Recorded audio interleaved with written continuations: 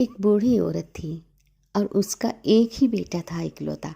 बेटे की शादी करने के बाद बुढ़िया अपनी बहू से घर के सारे काम कराती थी, उसे नौकरों की तरह रखती थी और ठीक से भरपेट खाना भी नहीं देती थी। लड़के से यह सब देखा, लेकिन उसने माँ से कुछ भी नहीं कहा, क्योंकि माँ के सामने वो कभी बोला ही नहीं था।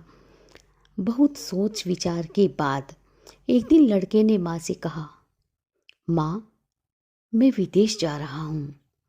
माँ ने बेटे को जाने का आदेश दिया और वह इसके बाद अपनी पत्नी के पास गया और पत्नी से बोला, देखो, मैं विदेश जा रहा हूँ, मुझे कोई अपनी निशानी दो।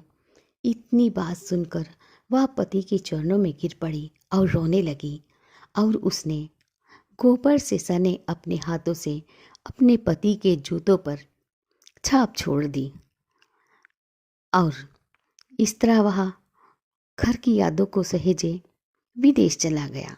बेटे के विदेश चले जाने के बाद उस बहू के सास ससुर के अत्याचार उस पर और भी बढ़ गए।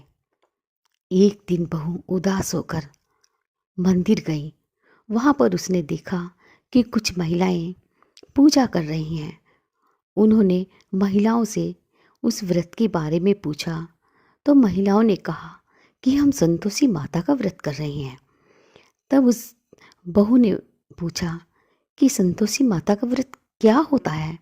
तो उन स्त्रियों ने बताया कि यह व्रत सभी प्रकार के कष्टों का नाश करता है और उन्होंने बताया कि शुक्रवार के दिन स्नान करके एक बर्तन में शुद्ध जल लें और गुड़ और चने का प्रसाद बना लें और सच्चे मन से माँ संतोषी की पूजा करें। और हाँ, खटाई बिल्कुल भी भूल कर भी ना खाएं और न ही किसी को खाने दें। एक बार भोजन करने के बाद व्रत की रस्में सुनकर अब वह हर शुक्रवार को संयम से पूरी विधि विधान के साथ माँ संतोषी का व्रत करने लगी। कुछ दिनों बाद ही माँ संतोषी की ऐसी कृपा हुई कि उसके पति का संदेशा आ पहुँचा। उसके पति का पत्र आ गया और उसके बाद उसके पति के द्वारा भेजा गया धन भी उसे मिलने लगा। उसने प्रसन्न मन से फिर से उपवास किया और मंदिर में जाकर अन्य महिलाओं को भी बताया कि माता संतोषी की कृपा से मुझे अपने पति का पत्र और पैसा दोनों ही मिल गए हैं। अन्य सभी महिलाओं ने भी श्रद्धा के साथ उपवास करना शुरू कर दिया। बहू बोली, अब हे माँ, जब मेरे पति घर आएंगे तो मैं आपके व्रत का उद्यापन करूंगी। अब एक रात संतोषी माता ने उसके पति को एक सपना दिया। कहा कि तुम अपने घर क्यों नहीं जाते? तो वह कहने लगा, सेठ का सारा सामान अभी बिकता नहीं है, रुपया अभी नहीं आया। उसने सेठ को सपने के बारे में सब कुछ बताया और घर जाने की अनुमति मांगी, किंतु किंतु सेठ ने उसे मना कर दिया। अब संतोषी माता की कृपा से अनेक व्यापारी आए, सोना चांदी तथा अन्य वस्तुएं खरीद कर ले गए। कर्जदारों ने भी पैसा लौटा दिए। अब साहूकार ने उसे घर जाने की आज्ञा भी दे दी। घर जाने के बाद उसने अपनी माँ और पत्नी को खूब पैसे दिए। पत्नी ने उससे बोला कि मुझे संतोषी माता के व्रत का उद्यापन करना है और उसने भी हाँ कर दी।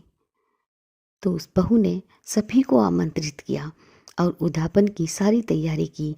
एक पड़ोसिन महिला उसे खुशी देखकर ईर्ष्या करने लगी। उन्होंने अपने बच्चों को सिखाया कि देखो, तुम लोग भोजन के दौरान खट्टा अवश्य मांगना। उद्यापन के समय भोजन करते समय बच्चों में खटास आ गई तो बहू ने पैसे देकर उनका मनोरंजन कर दिया, उन्हें मना लिया, किंतु उन्हें खटाई खाने को नहीं दी। अब उसे क्या पता था कि बच्चे क्या करेंगे। बच्चे दुकान से इमली और खटाई लाकर खाने लगे तो संतोषी माँ को बहू पर बहुत गुस्सा आया। तभी राजा के दूत उसके पति को ले जाने लगे तो किसी ने उसको बताया कि बच्चों ने उद्यापन में दिए पैसे की इमली खाई है, इसलिए संतोषी माता उससे नाराज हो गई।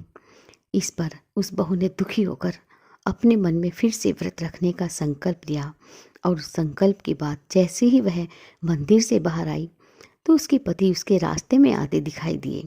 उसके पति ने उससे कहा कि राजा ने जो पैसा कमाया है मैंने बस उसका टैक्स मांगा था, चिंता करने की कोई बात नहीं, माता की कृपा से सब ठीक है। अगले शुक्रवार को फिर से उसने विधिवत उपवास किया और माँ संतोषी का व्रत का उद्यापन भी किया। 9 महीने बाद उन्हें एक चंद्रमा के जैसा सुंदर पुत्र प्राप्त हुआ। अब सास, बहू और बेटा संतोषी माता की कृपा से खुशी खुशी रहने लगे। तो मित्रों, ये थी संतोषी माता की व्रत कथा। आपको कैसी लगी कृपया बताइएगा और हमारे चैनल को लाइक, शेयर व सब्सक्राइब अवश्य कीजिएगा।